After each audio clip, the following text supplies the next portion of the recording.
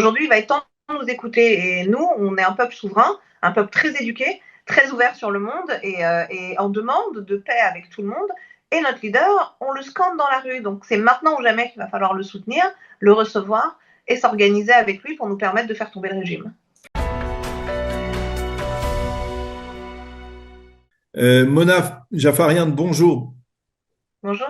Merci d'être avec nous. Je voudrais, avec vous, qui êtes la cofondatrice du mouvement des femmes Azadi, faire le point sur ce qui se passe actuellement en Iran. On a des informations sur des manifestations extrêmement importantes. Je voudrais, avec vous, faire le point. C'est véritablement quelque chose hors norme qui est en train de se produire, en particulier à Téhéran.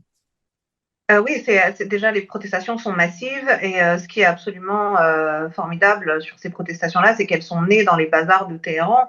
Donc on est quand même sur des milieux habituellement très conservateurs qui refusent de faire grève, qui soutiennent moyennement les revendications du reste du peuple. Et là, en fait, tout commence dans les bazars de Téhéran avec les commerçants et ça va très vite prendre de l'ampleur dans les rues à Téhéran, être rejoint par d'autres villes et par d'autres groupes de la population. Là, on a les étudiants, les camionneurs, on a énormément de gens et la population en général.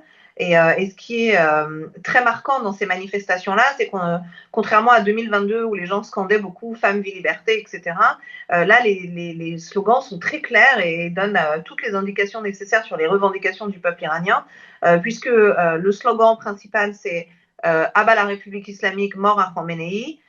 Ceci est notre dernière bataille, Pahlavi va rentrer, donc en référence à Reza Pahlavi, leader de l'opposition. On a ni Gaza ni Liban, je ne donne ma vie que l'Iran, pour justement montrer que les Iraniens n'ont rien à voir avec l'idéologie de la République islamique et ses proxys terroristes arabes. On a des slogans qui appellent clairement à la chute définitive du régime. Et un dernier slogan, c'est "Longue vie au chat". Donc encore en référence à Reza Pahlavi pour lui demander Mhm. de prendre le leadership en Iran. Est-ce qu'il y a aussi des informations sur des mesures de répression, des tirs, des arrestations? Alors, la répression a commencé. Pour le moment, elle est moins violente qu'en 2022, puisqu'en 2022, dès les premiers jours, on avait des jeunes de 15, 17, 20, 25 ans qui étaient tués dans les rues. Pour le moment, on n'a pas encore de morts. Le régime ne tire pas encore à balles réelles. Donc, la foule continue à prendre de l'ampleur. On ne sait pas à quel moment cela va arriver, comme ça arrive toujours, que Khamenei décide de couper complètement les réseaux sociaux, Internet, etc., pour massacrer à huis clos. C'est pour ça que c'est d'autant plus important pour nous d'être leur voix tant qu'on peut encore avoir des informations de l'Iran. Alors, qu'est-ce qui explique ce réveil maintenant? Alors, c'est pas un réveil soudain. On a Oui. l'impression que c'est un réveil soudain, mais en fait, ça fait des mois et des mois qu'il y a des micro-protestations, que ce soit les infirmières, les camionneurs, les étudiants, les prisonniers politiques. On a eu des grèves massives aussi dans les prisons iraniennes.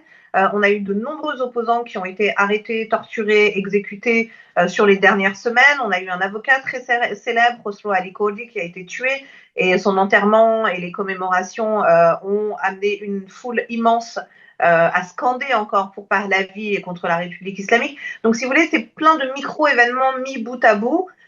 Et ensuite, on a eu cette inflation terrible qui s'est installée, le manque d'eau, le manque d'électricité, les promesses encore du régime de redonner 1 milliard au Hezbollah, de réarmer le Hezbollah, de continuer le programme balistique et militaire de la République islamique, de reprendre le nucléaire.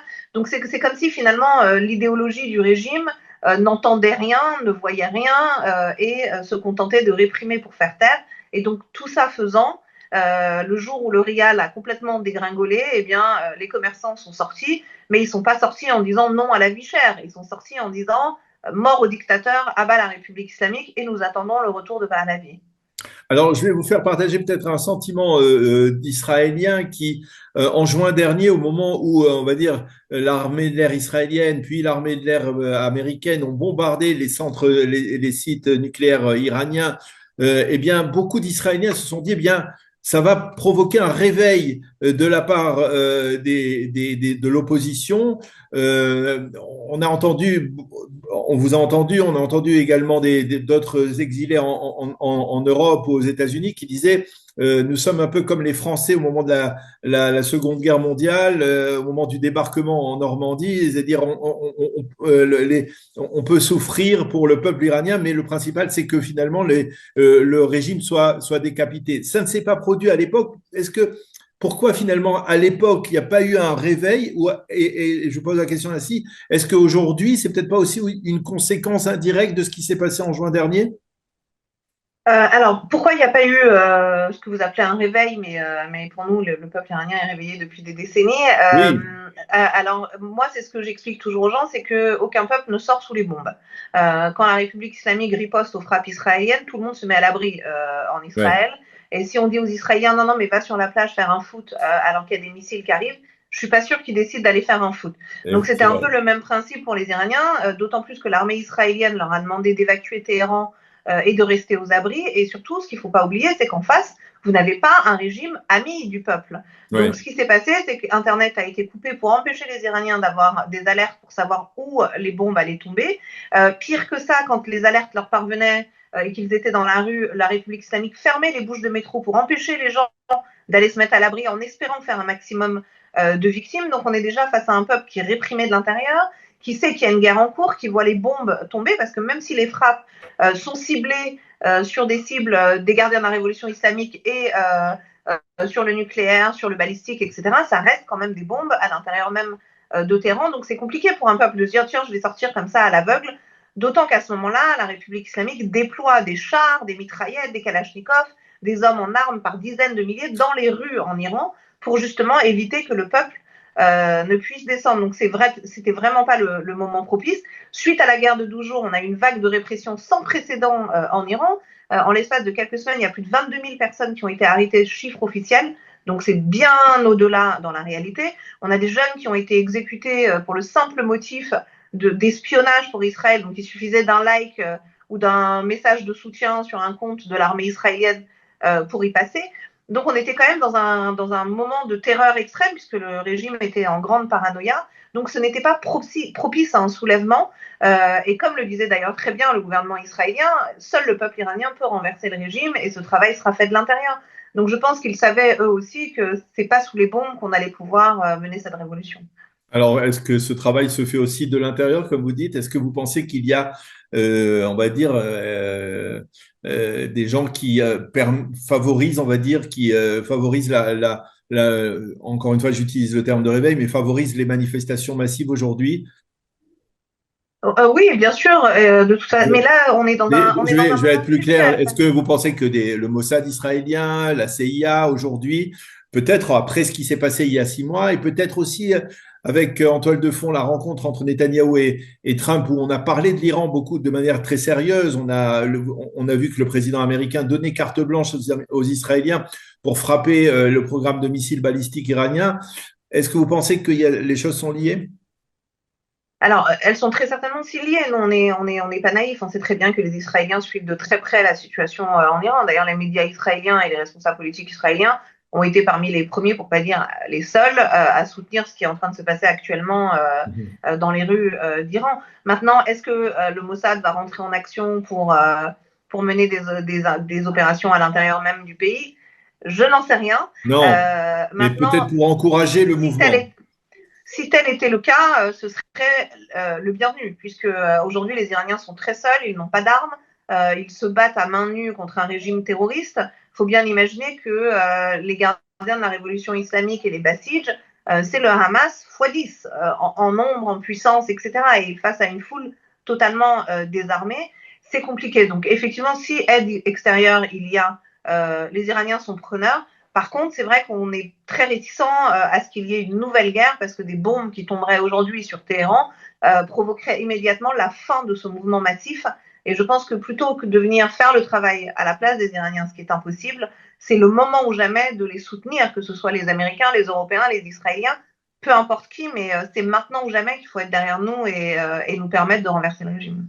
Alors, ça, on le comprend très bien. Mais vous savez qu'en Israël, aujourd'hui, il y a, après 2 ans de guerre, 6 mois après la guerre des 12 jours, il y a des Israéliens qui disent, on voit que, par exemple, l'Iran continue à acheminer des sommes folles au Hezbollah, on parle d'1 milliard de dollars.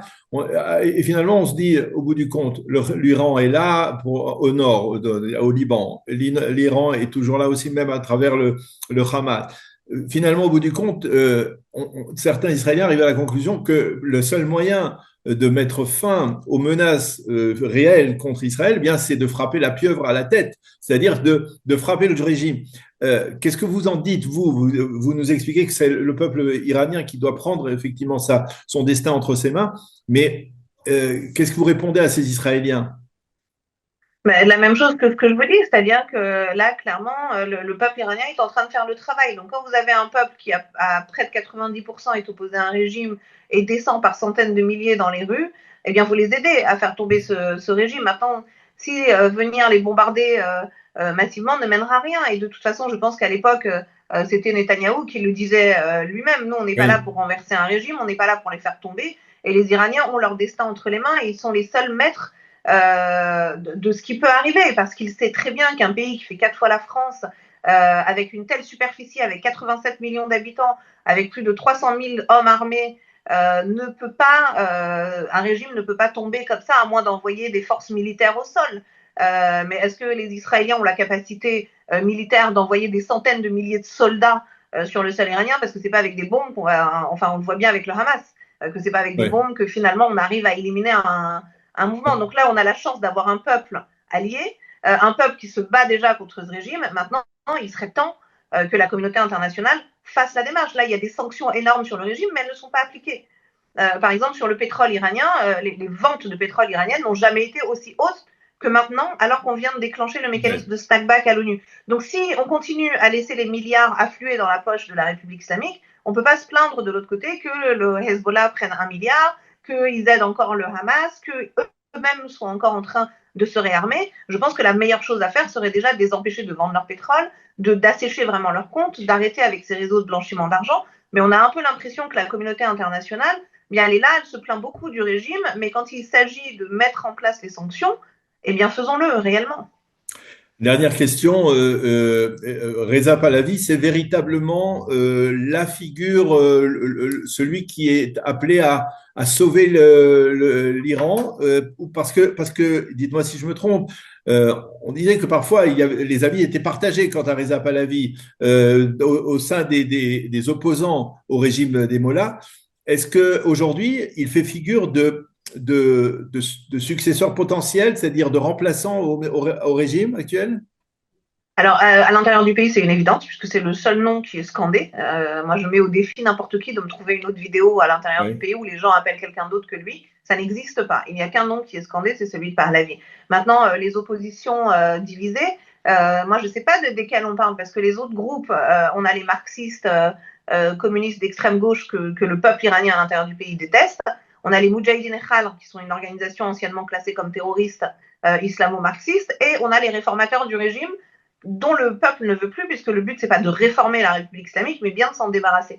Donc, si vous voulez, en Occident, on a tellement fabriqué un récit imaginaire sur l'histoire de l'Iran depuis 50 ans, sur le nom Pahlavi, sur le Shah d'Iran, qu'on a beaucoup sali pour permettre justement ce soutien à Khomeini et de oui. l'accueillir à Neuf-le-Château et de l'envoyer ensuite en avion Air France en Iran, que les Occidentaux sont restés dans la même matrix de dire non, le non Pahlavi, c'est impossible. Mais aujourd'hui, les Iraniens n'ont qu'une seule chose à dire au monde. La dernière fois que vous avez fait ingérence, vous nous avez envoyé Khomeini dans un papier cadeau. Aujourd'hui, il va être temps de nous écouter. Et nous, on est un peuple souverain, un peuple très éduqué, très ouvert sur le monde et en demande de paix avec tout le monde. Et notre leader, on le scande dans la rue. Donc c'est maintenant ou jamais qu'il va falloir le soutenir, le recevoir et s'organiser avec lui pour nous permettre de faire tomber le régime. Eh bien, c'est maintenant ou jamais. On espère que c'est maintenant parce qu'ils vont suivre de près ici en Israël, à Jérusalem, ce qui se passe actuellement en Iran. Et on peut dire qu'il y a un soutien massif de la part du peuple israélien en direction du peuple, Et on le voit, on reçoit euh, beaucoup de messages, on le voit. voilà, du peuple iranien. Merci beaucoup, Mona, d'avoir Merci. accepté de répondre à nos questions et de nous avoir tellement bien clairement expliqué la situation. Bonne continuation et bonne chance. Merci. Merci.